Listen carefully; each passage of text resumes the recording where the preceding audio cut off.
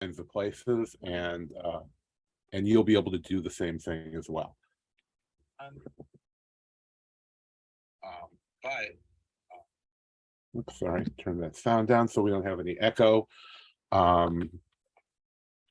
So, you know, we sell on eBay, we sell on Amazon, we have physical toy stores, we sell in antique malls and shops. So, and we have people who sell in flea markets for us. So, you know, we kind of take everything full circle. So, you know, if you're selling on Amazon, selling on eBay, and you have those kind of products that, I mean, everybody gets returns no matter what the platform. Amazon has a lot higher return rate than eBay or, you know, Mercari or Etsy or any of those platforms, but you still have some returns. So I've talked about in other videos. We'll probably do some other webinars talking about that. But when you're selling in a lot of different places, you can take those Amazon returns, and it's not just, you know, garbage. A lot of the, you know, open packages, things like that. If you're selling in flea markets or other places, you can even eBay, you can you know, sell those items as used that you may not want to or can't sell on Amazon. So, but that's not what we're talking about today. Tonight we're going to talk about sourcing, you know, in-person type of sourcing, retail arbitrage, you know, all that kind of stuff. So I'm going to show you 7, maybe you count it a little more, but what I call 7 different main ways to source. And yeah, let's just get right into it.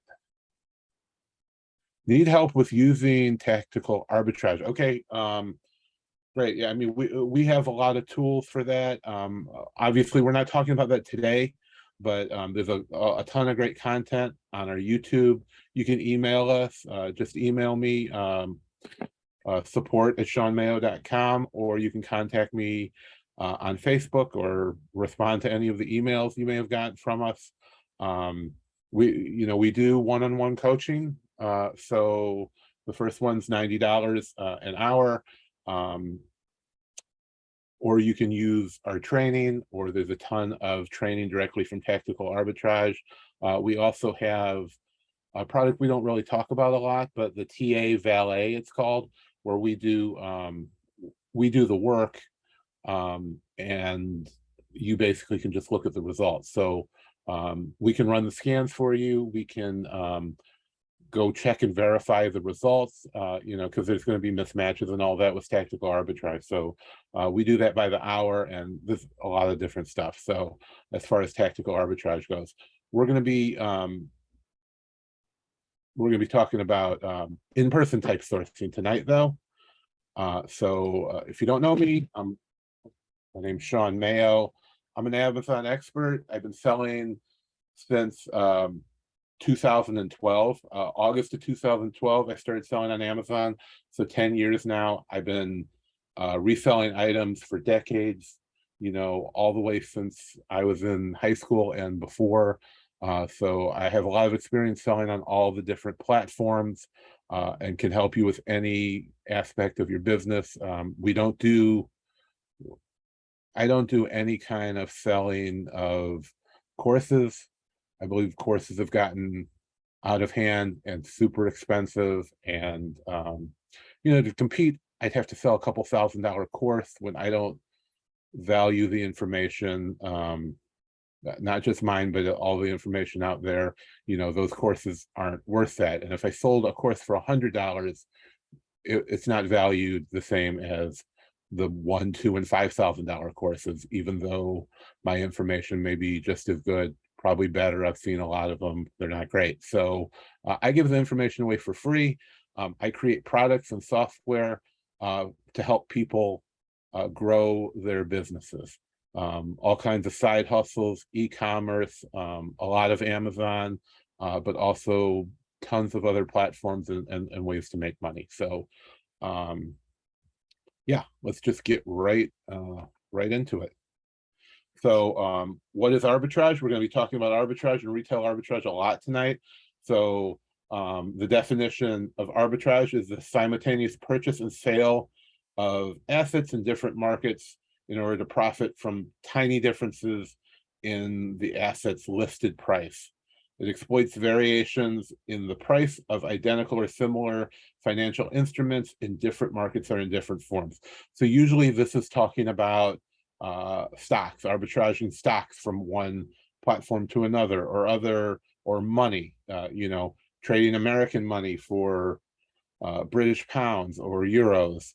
And those slight differences is how you profit. Now, what we're doing is retail arbitrage, and I've kind of shortened that down a lot. Retail arbitrage is buying from one source, selling on another platform for a profit. Basically the same as arbitrage, but we're selling physical products. So when I say retail arbitrage, that's exactly what we're doing. And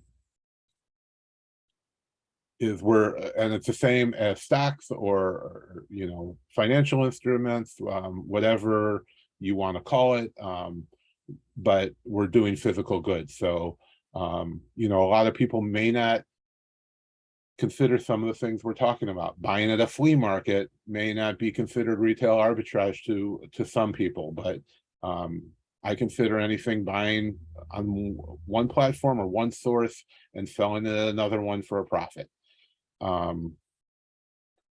So there's a lot of different sources for retail arbitrage. There's a lot of places that people don't think about, and a lot of ways that people don't think about sourcing.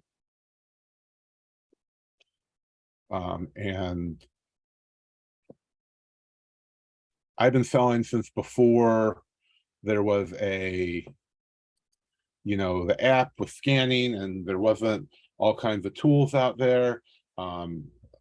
Scan power was in its infancy, and there just was not a lot of options out there. There wasn't really many coaches. Maybe Chris Green really helped me get started.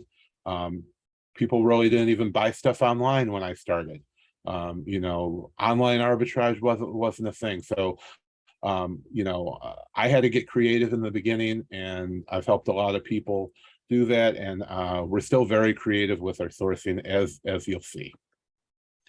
So the first one I'm going to talk about is flea markets, antique malls, indoor flea markets, these type of places. So if you've been into an antique shop, most of that is not owned by the antique shop. They rent shelves, they rent display cases, they rent whole booths, all that kind of stuff they rent out, and individual people may just have one little shelf. I'm in a place that rents shelves, and they charge you by the foot for each shelf, which is like, I forget, it's like $3 a foot that you're paying. This is a great source to find stuff because prices fluctuate, things get a lot more rare. Some things are just completely priced ridiculously at those places, but some people don't know what they're selling. So this is a great way to source. Is also a great way to sell. So we're in antique malls, we're in indoor flea markets, which is a lot like an antique mall where you rent spaces, and there's a ton of great things to buy, and it's a great way to sell your stuff too. Stuff that's not worth selling on Amazon, or returns or open packages do very well there. This is some of the booths that we have at antique malls, selling a lot of toys, Amazon returns. You can see dolls, things that may not be so great selling online. CDs, we sell a lot of media that you don't really see in these pictures. CDs, DVDs, video games. There's a lot of cheap video games. There's a lot of cheap CDs.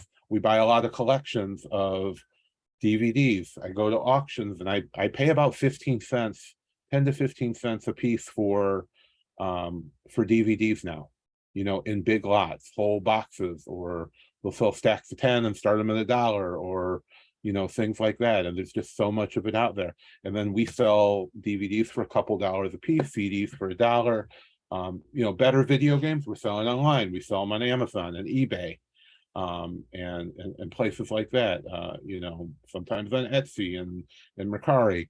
Um, and then the junk, because, you know, we'll buy whole collections of CDs for, you know, pennies a disc. So the cheap ones we'll put in here, as you can see there. You know, as well as a lot of this other stuff. We have a friend who makes these handmade, as you can see, those wood plaques. We sell them for about 50 bucks.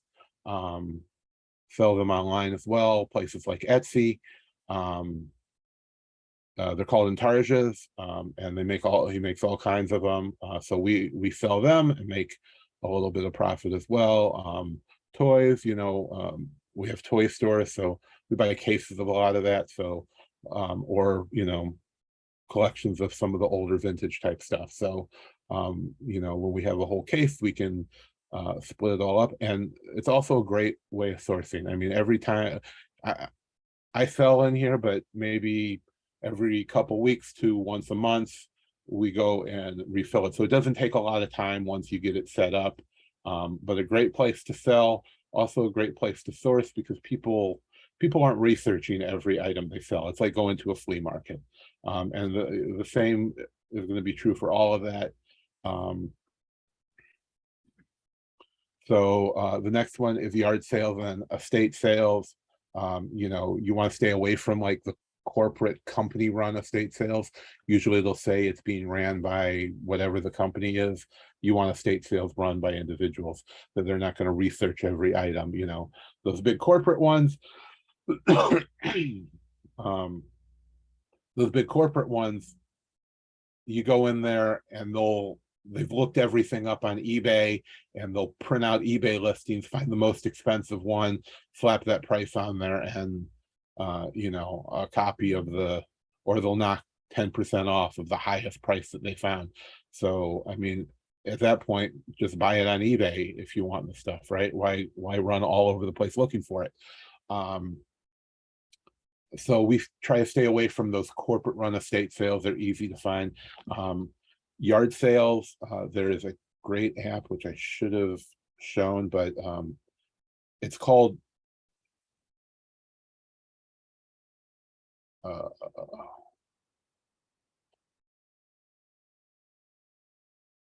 Yard Sale Treasure Map.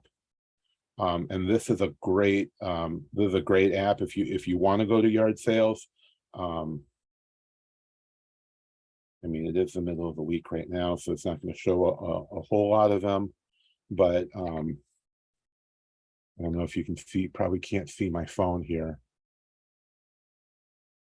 But it literally makes a map. You can select the ones you like. You can put hot words, like I have one for toys, one for wrestling, a lot of toy related stuff, a lot of collectibles that I want, and it color codes each one of them.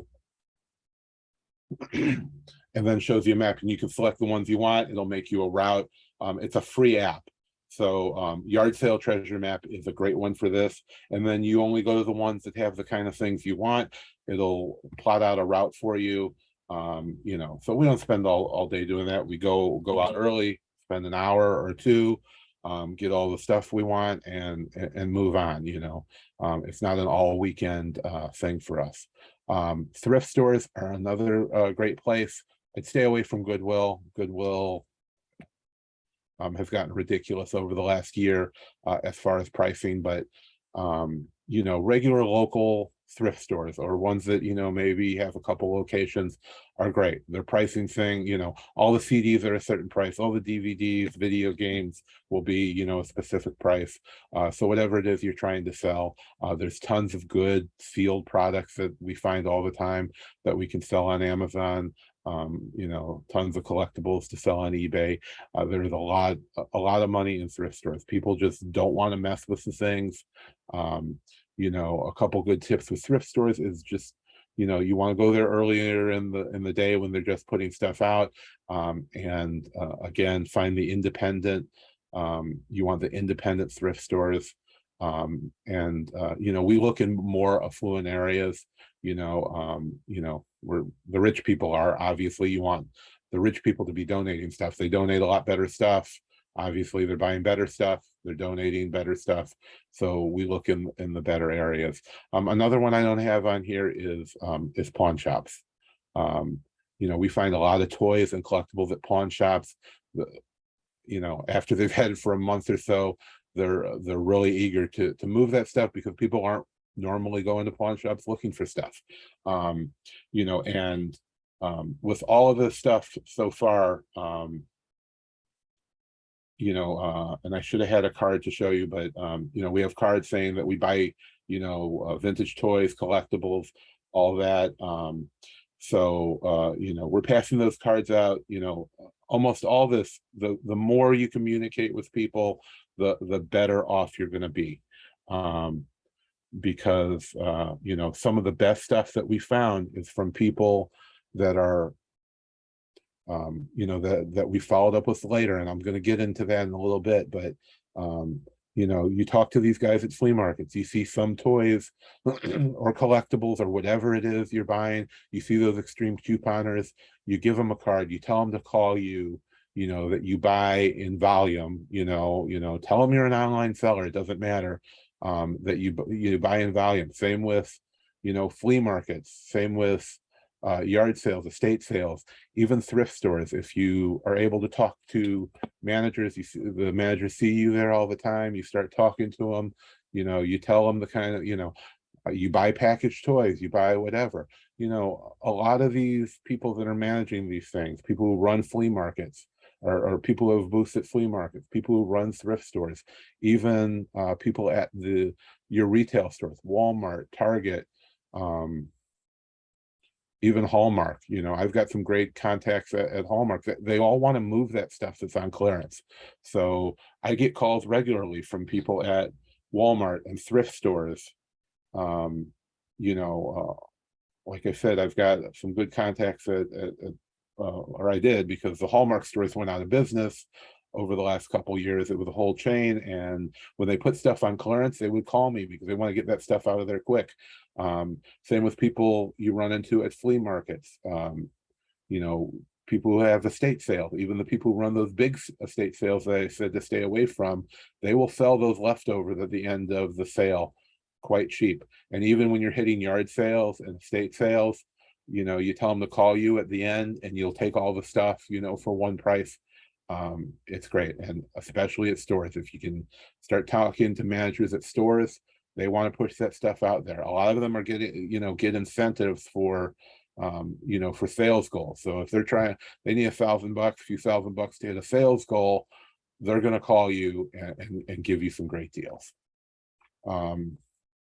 Next is auctions and storage auctions. We do, as I mentioned before, we make a lot of money at storage auctions in general. They sell a lot of stuff that we can resell. Box full of CDs, box full of DVDs, video games, vintage toys, all kinds of collectibles, glassware. I try to stay away from glassware, but there's some great deals out there on good glassware. I'm gonna take it. That is not my foot, by the way, but this is a storage unit that we bought. There's a lot of online storage units now, and sometimes there's private sale. So this was a private sale. This was not an abandoned storage unit. So what happened here was, I think it was a reseller, but we have made a ton of money off of this. Signed footballs, and there was some great signatures. On one of those, there was all kinds of great, there was some graded cards in there. There was some signature cards. There's a lot of great stuff here. There was, we sold this camera here you see on the right, on that table. We sold that for over $100 within a couple days. This is a pile of watches, cheaper watches, but we sold that in a lot already. These instant cameras, those go for about $25 a piece. I bought this whole lot for about $160. and there's a lot more that you don't see. All these dolls, this was the Dolls of the World collection, and there must have been 50 of them. They go for about $10 a piece, but there was a whole box of small Transformers, and some we've sold for as high as $40 already. There's a GoBot, and you can see some older vintage toys. Nothing was super expensive in here, but there's still a lot that we haven't gone through. This Trekker tent is probably at least $50, and there's a bunch of micro machines and a lot of great stuff. So just this table on the bottom right, this is a $50 like miniature boombox in the back there as well, that there was nothing wrong with. So like this uniform, it's not a real military uniform, but we sold that for $20 in our antique mall. These comic books weren't nothing crazy, but there was some that we got $10 a piece out of. So it all adds up. You just have to do your research and look at stuff in storage auctions. But this was all in one lot from a private sale that, for whatever reason, I'm pretty sure they were resellers, but maybe they just didn't want to do it anymore. But there was a ton of the money. We probably made $500 out of this lot already, and so we've like tripled our money, plus there's so much more. And there was a ton of Chinese art, framed artwork, wood block prints. If you know what that is, they carve the whole picture out of wood and then basically make it like a stamp. And then they'll stamp it on the cloth. There was some of those framed. There was a bunch of most of it was from the 80s, but we have somebody who does Chinese auctions of Chinese artifacts that they're going to sell all that stuff for, and they said probably about $1,000 I'll get out of that stuff. I just have to get it to them up in Maryland, and they do an auction quarterly. So yeah, they probably said we'll net after the fees about $1,000 out of all that stuff. So this was a great unit for us. Next, word of mouth, as we've talked about, talking to managers, basically anybody you talk to, you should print up some cards. You can go to Vistaprint and get them super cheap, $10 to $20 for a whole box full. Just spring for the extra couple bucks and don't print their name on the back. But word of mouth, you tell everybody you talk to what you do, what you buy, that you're buying, whatever it is. I have some vintage, or I have some toy stores, so obviously you're going to see a lot of toy related stuff here, but we sell everything across the platforms online. But obviously toy collections and other type of collectibles is what we're looking for. So we tell people that, we give them our cards. If you know anybody who has a toy collection, or anybody who they need money, we're always buying toys and collectibles and vintage camera, and we got a whole list of the type of things that we're looking for. Tell them we'll pay a finder's fee. So we usually will pay people a percentage of whatever we paid. So we'll give people 5 or 10% just for giving us that referral. Sometimes more. If it's a smaller collection, we'll give more. Just because, so it's enough money to be worthwhile. For buying $100, we're not going to give somebody $5 for referring us. But so basements, garages, personal storage units. We've bought whole storage units full of toys and collectibles, as you'll see in a second. So there is a ton of word of mouth. You should be telling everybody about what you do. There's no point in hiding it. It's not going to do your business any good by hiding what you do. These are a few different collections that we've bought from word of mouth. This first big one is whatever the big U-Haul is, I think 26 foot. This is the biggest U-Haul that they rent, full of toys. This was all from one collection here on the left. It was somebody who came into our store that knew somebody that was trying to sell them. So, you know, again, all these collections were from word of mouth. But all these toys, mostly Batman and DC related type stuff, they had been collecting for 20 years. They said, you know, they were buying the stuff for their grandkids. Like, almost everything was sealed. None of the packages on anything was opened. I don't think there was one open package in there. She kept everything, and it was an old lady, and she said she was just, you know, she was saving it for her. She was going to sell it eventually, sell the collection for her grandkids, but she said they're a bunch of idiots, so she was just going to sell it and keep the money. So we went there, we went to her house. Every room, her kitchen, her living room was full of toys and statues and all that. So you know, we made a deal, and then she had a whole storage unit full of more toys, a giant like 20 by 30 storage unit.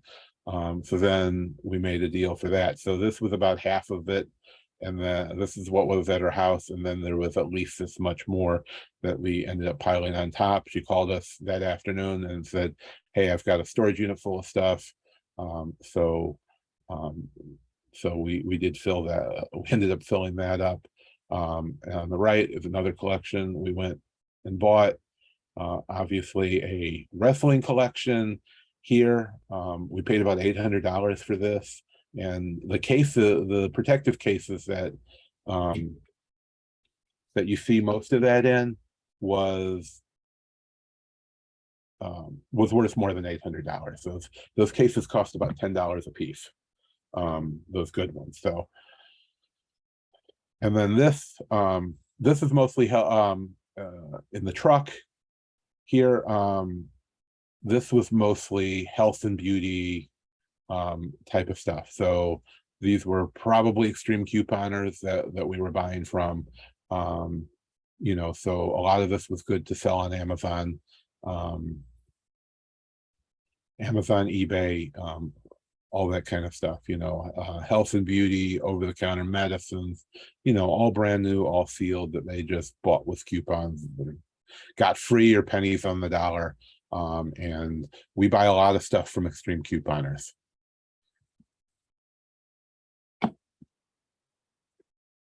So now here, this is the same collection that you're seeing here. One is a seller and one is a guy that works for me, that runs one of our stores. You know, so this was a whole storage unit. This was what was left in there. We had already pulled all these boxes out. These were all vintage toys from the 90s. The guy's a pharmacist, and he basically, you know, he was going all the way back to I mean, there was Toys R Us, you know, bags and Walmart bags from the 90s. You know, some of those we sold for $10 to $20, the Toys R Us bags. And it was a whole storage unit full of stuff. He would buy the whole, I mean, there would be one bag from Walmart that had the exact same Captain Kirk Star Trek doll in there. So he was just like clearing the whole hooks, you know, clearing the shelf of the stuff, you know, for decades. And he filled a massive, like all those storage unit roll-up doors there on the left are all we're all connected, and we're all part of this collection. So it was up in St. Augustine, and I'm in Tampa, so it's about a 3-hour drive. And I made, I think, 4 or 5 trips. I actually rented another storage unit to move all the stuff in at the same location, and then we kept filling the truck up to bring it back to Tampa. So yeah, it was a crazy collection. You know, but again, that was just word of mouth, that, you know, from somebody who knew somebody who, you know, just needed to clear the space out. So and he still has more stuff. We're still working on some other deals to sell the rest of the stuff, because he apparently has a whole apartment somewhere just full to the top of more toys. So Still working with him on that. And again, here's some other word of mouth type collections that we've bought. Whole car full with me, and another storage unit, another car full, et cetera, et cetera. These statues, some of these statues in here are crazy. I mean, some of these were $500 or more. There's probably $3,000 in this middle picture here. So some of those statues they make 100 of, they make 500 or 1,000 of, and that's it. And they're they sell out before they're even made, and it just there's a ton of money to be made in vintage toys. And hey, if you know anybody, I'm always buying, of course. So the last one is liquidation stores / warehouse type.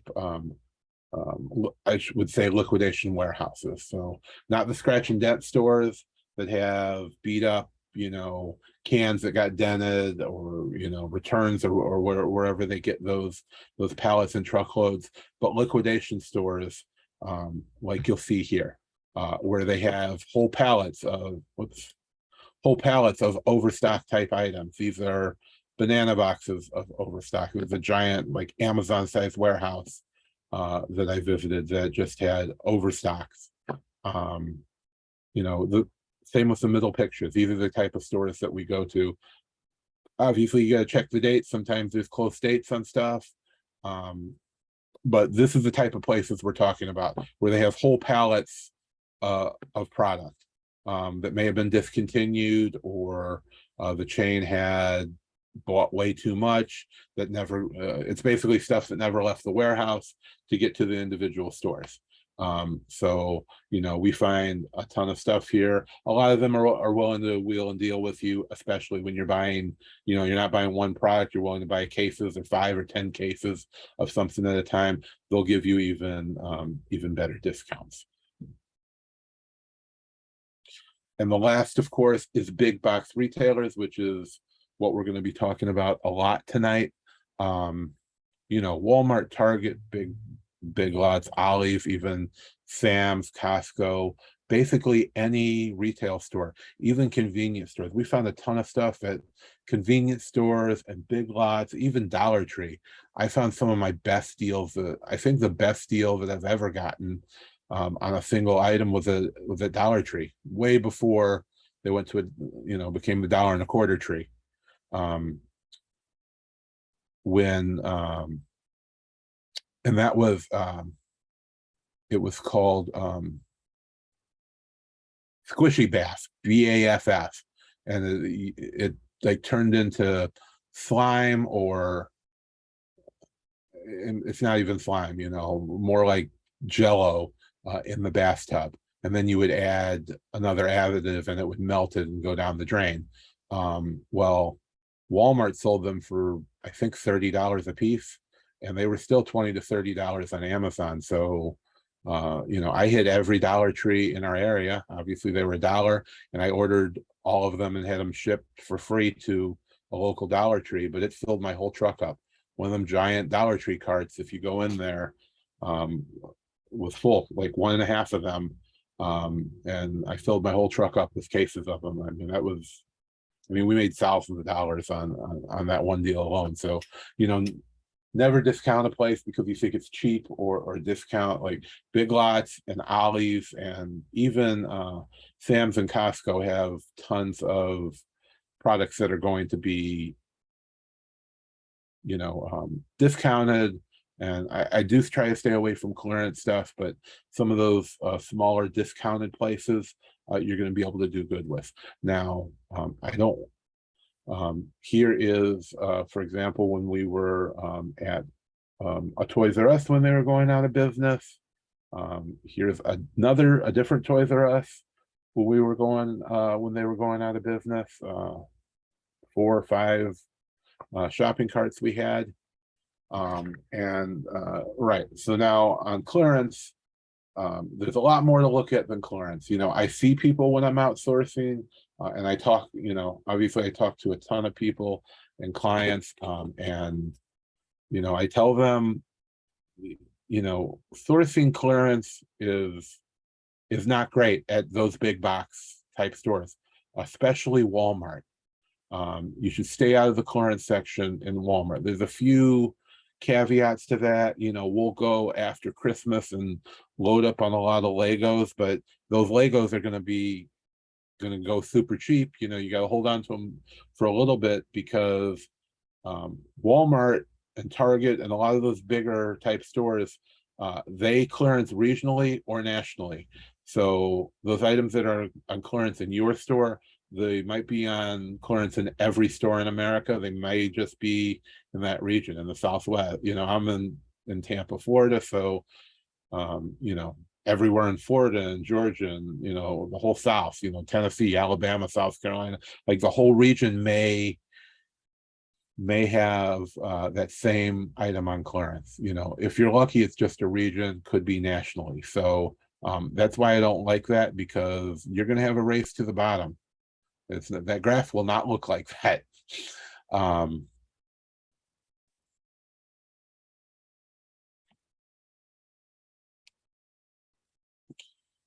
So that's my problem with clearance. Is you're either just gonna break even, because a lot of people are gonna need to pay their credit card bills, and they're just gonna break even in the end, or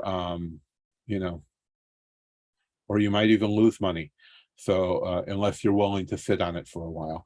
So there's more to sourcing in stores than just looking at clearance items, because I hear and see people all the time. They just go to the clearance section, go to the next store, go to the next store, and there's so much stuff available at full price. Stay out of the clearance section, right? Because a lot of this you're going to see, here's your clearance section. A lot of this, they're going to clearance 5 or 10% off, or it just goes on clearance. You're going to scan it, it looks good, and then all of a sudden, by the time it gets to Amazon, 100, 200 other people have done the same thing, and then the price just starts dropping. So yeah, I'm going to share a few more tips on how to source products that can make you differentiate yourself from kind of from the pack. So we've talked about a lot of different places to source. And now I'm going to kind of want to focus on what most of you are going to be doing or are already doing, is sourcing at those big box retail stores. So the best way to source for reselling in Q4, obviously it's retail arbitrage. That's what we're talking about tonight. And especially in Q4, because we're talking about Q4 now. So everything that we talked about before, when you apply the season to it, people need money, right? Especially now. But in general, people need money at the holiday time or Christmas time, because they want to have a good Christmas. They want to buy, they want to buy new gifts. So they're willing to sell some of their collectibles, sell their, toy collection, or sell some of their toys, or whatever it is that you can use in your business. So now is the perfect time to be doing that. As well as going out, and because everybody knows there's some hot selling toys, hot selling products, hot electronics in these big box stores, doorbusters, in Black Friday, Cyber Monday, and every day of the week, just to get people in the door. And the way they do that is by not selling everything online, right? I mean, if they have 10 or 20,000 of an item, they could probably put cases, and we'll talk about that later, but they can put cases of that into every store, right? You can put a couple cases into every Walmart, or you could sell 10 or 20,000 of them on Walmart.com in a matter of minutes, right? Because that does happen every year. So they don't put everything online. They want to put that stuff in the store, and they're going to segment it out, and they're going to put a couple cases at a time out to the stores instead of putting it all out at the same time. So, whoops. So especially in Q4, there's a lot of ways to gain, like I said, insane profits, where more lazy sellers will just move on, right? They're going to look online And if it's sold out online, they're going to forget about it, or they're going to check again, or they're going to use one of those pieces of software to let them know when it gets in stock, right? But the way that you can differentiate yourself is, right, why don't I buy those items online? Because when you're going into the stores, those items sell out immediately online and may not be in the whole rest of the time. But people want those items and they're paying 10, 20 times the amount, especially for some of those hot toys and electronics they want that are going to be in the stores. So don't be afraid to do and go where other people are unwilling to go, right? And people want to be lazy. Even before there was a lot of online shopping, you went to a store, even going into thrift stores, I'd see book people, they would scan the barcode, and if there was no barcode, they just move on, right? Before barcodes, there was ISBN numbers, which are still in the books. So you can look up that ISBN number and find books that were hundreds of dollars, but they were too lazy to do that. They wouldn't bend down and look at the bottom shelf because they were too lazy to do that. So the people who are willing to do those extra steps, bend down and look on the bottom shelf, type in an ISBN number. Now it's actually go into the stores, because people are too lazy to go into the stores. People don't want to buy oversized products, which is the first thing is oversized products. We sell a ton of oversized products because there's no competition. There's very little competition. People don't want to ship those big things to Amazon. And why not? It's costing, you're going to make the same amount of money. You have to prep less items. So what? You have to use more boxes or bigger boxes, or pay more shipping, but you're making more money on the products. So you can sell a lot less products, do a lot less work, and make the same amount of money. So like I said, lower competition, higher payouts, less items to ship for the same amount of profit. The second thing is you're going to find a lot of products, as we talked about before, that are sold out online, right? For all the reasons we already talked about. They want people to go into the stores. Those deals and those hot items are in stores for a reason, because they want people to come and get them. So that's what we do. We go and find those stores, especially in Q4. I'm not doing a lot of retail arbitrage in big box stores the whole year, but when it comes to Q4, that's where the items are. I'm going to go where the stuff is. Just like I'm hunting in somebody's garage or attic or bedroom, I'm also going to the big box stores to find whatever this year's hot items are. Whether it's pressure cookers or turkey fryers or those air fryer ovens, or toys, whatever it is. I'm going to go to where the stuff is. I don't sit I don't want to sit on the computer and find items that I can make 10% profit on. I'm going to go and I'm going to get the item. I'm going to go where the stuff is, right? You got to go where the stuff is and go find it. That's how you're going to make your money. And especially if you're just starting out, if you have limited money to work with, then this is the way that you want to do it. The main thing to understand is that, right, stores still stock the majority of hot items out there that sell out quick online every Q4. There's going to be hot items, grocery, kitchen, electronics, especially toys. There's going to be those hot toys that people are just get frantic about, and you want to be the one that has them, because they're you're buying a $40 toy and it's $200 or $300 on Amazon. Every year it happens. As long as retail stores exist, the hot items are always going to be stocked in those stores regularly. It's a great way to get customers in, basically like loss leaders to get people in. The hot toys are the same way. They got, there's only so much of that stuff, because they never know which ones are going to take off. So you have to get out there and find that. The third thing is finding items that just are not sold online. That's just, the fact of the business.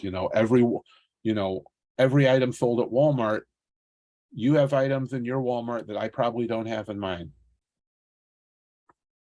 And, a ton of it is grocery, toys, things like that, spices, seasonings, condiments, foods, toys, and a lot of local brands. So they will test local brands in that local area. Good example. I'm not sure if that I haven't bought it or sold it in a while, but Hills Brother coffee is sold in the Midwest. I'm from Chicago, so they always had Hills Brothers coffee there, but they don't sell it down here. Same with Trader Joe's. Trader Joe's isn't in every town, so there's a lot of good Trader Joe's stuff that sells on Amazon. So if I'm in Florida, I used to live in Texas and there was a Trader Joe's there. I move away, there's no Trader Joe's where I live.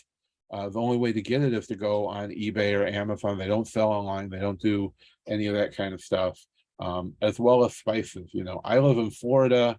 You live in Texas. There's going to be a ton of Texas seasoning, spices, barbecue rubs and sauces and all that kind of stuff that somebody that they don't have in Florida, or they don't have it in Chicago, or don't have it in New York or California.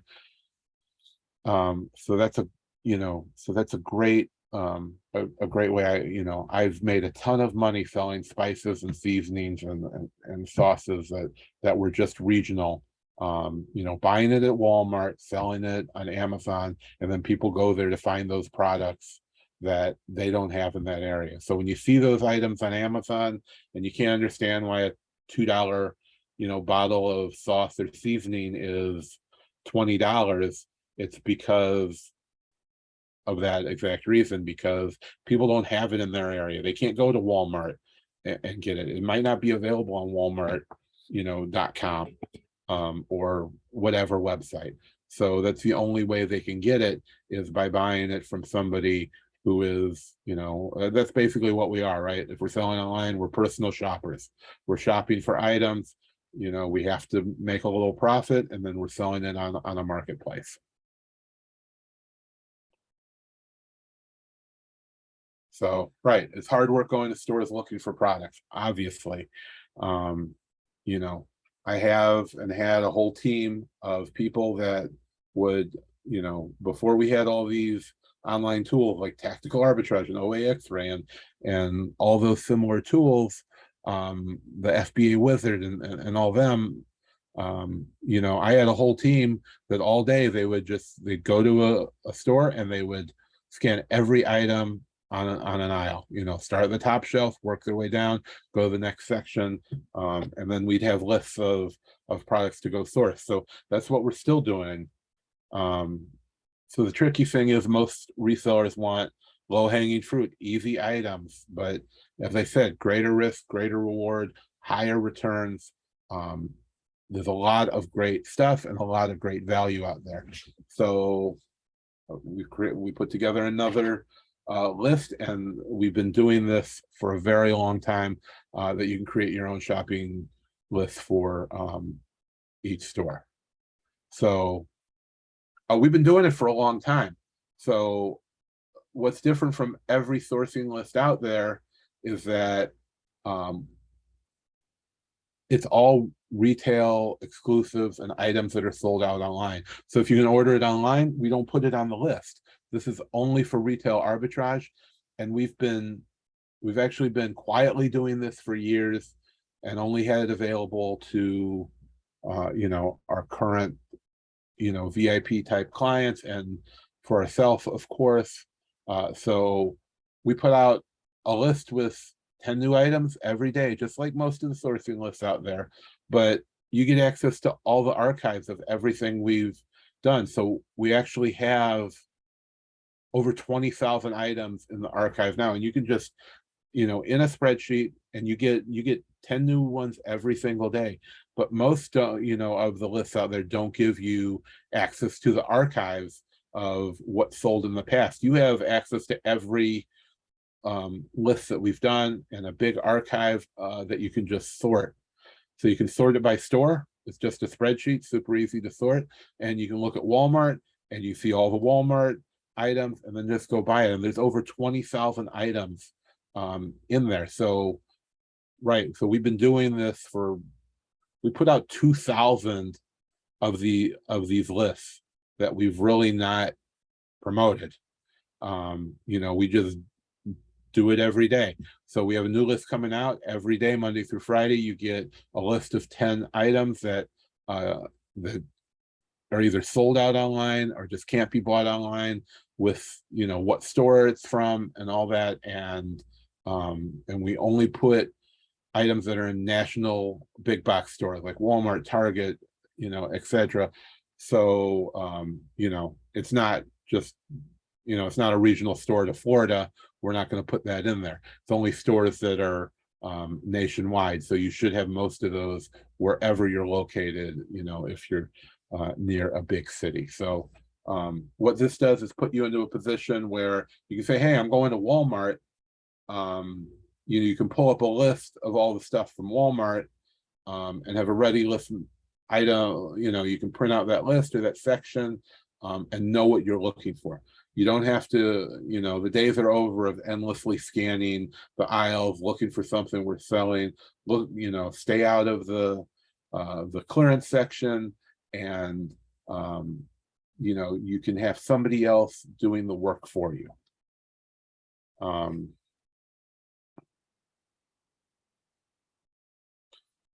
What I do is find amazing products to source in your own area without you having to do all the legwork yourself, so you can stick to going and getting the stuff.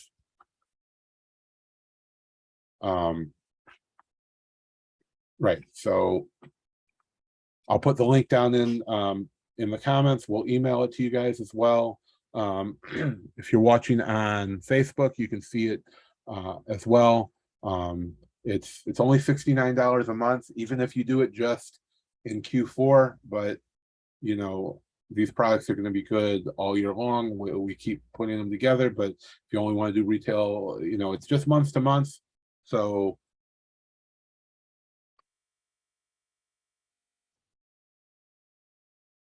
right, and we're here to help. You need one-on-one coaching, you need whatever it is you need, we're here for you.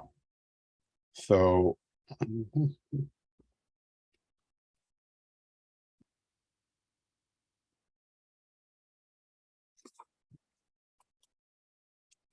if you have any questions.